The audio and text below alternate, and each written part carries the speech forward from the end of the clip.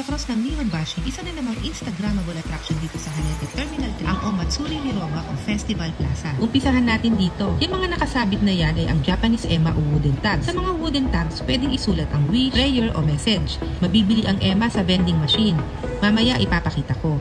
Pagkatapos sulatan ng ema, isasabit ito dyan sa wall. Ibubuhol mo lang, okay na. Kadalasan, ang mga ganito ay makikita sa mga Shinto shrines dito sa Japan. Pagkatapos ng video na ito, make sure to watch our Haneda Part 1 video. Ang link ay nasa comment section para malaman kung saang party ito ng airport in case meron kang stopover dito sa Haneda. Ito ang vending machine kung saan makakabili ng ema. Pati yung marker pen provided. May mga capsule toys din dito. Hindi ko lang nakunan ng video ang iba. May mga benches dito. Okay din mag-ubos ng oras kasi tahimik. Yan ang eye-catching festival float. Kita yan sa buong departure area. Ang taas, saka ang laki, kaya kitang-kita.